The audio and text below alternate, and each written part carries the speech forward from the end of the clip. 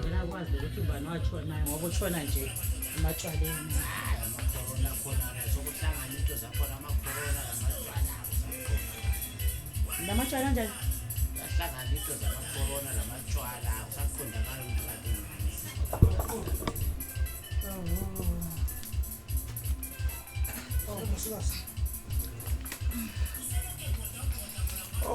Baba Zala. Akuthengi. Njalo kodwa baba Zala.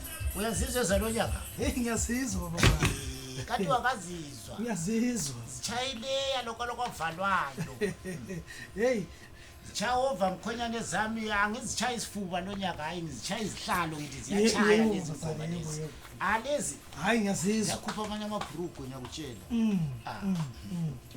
Hayi ngiyazizwa. Zichaya kakhulu lezi mkhonyane lezi. Yebo baba Zala. Yes. Hayi mina vele kangimanga baba Zala. Hayi. Indlela nje khona la. Yebo phela. Hawu phela nje uyazi ukuthi vele kodwa yazi kodwa hayi nawe usuzosala licenga la baba Zala. Sanobona ngendlela yabona isikhathi lesisiphila lesi manje hey kunzima. Kodwa kukwani lutho phela lapha nje. Hayi baba Zala. I-lockdown kade into ziyadula la uyakwazi. Anti sichaya private. Phela mama imali ethanda she. Umkhonyana zilonge yaziwa nguwe tata kanti mina ngapha ukuvumela umuntu ongamaziyo anti waziwa nguwe. Lami sengimazela kuwe khona. Esilongipazi wena shikise ngimazi. Shem. Hayi unjalo. Akunjalo mntaka mama. Wena. Hayi kufanele ufake wena kuphela wena utshele nalo umuntu wakho ingozi nalo umuntu akufanele vele ehlale egcwalisa. Uyayibona ngapha nje kaMandela umuntu okhipha imali. Lapha mbona khona kuphela kufanele phambi. Yazi uyikhohle thatha imali yakho. Sengi traffic kopa kuyelwa lapha mbona khona kufanele. Ngiyakutshela. Hayi Putin la she mina. Putin la.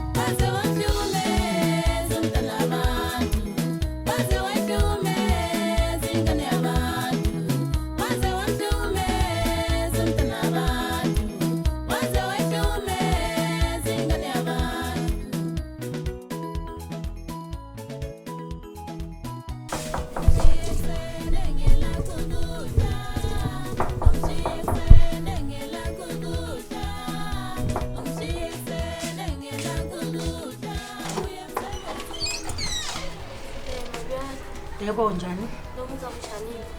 Ngiyaphila njani? Hayi. Aha. Lokho nto kunogala amandla baba. Yebo hlala la.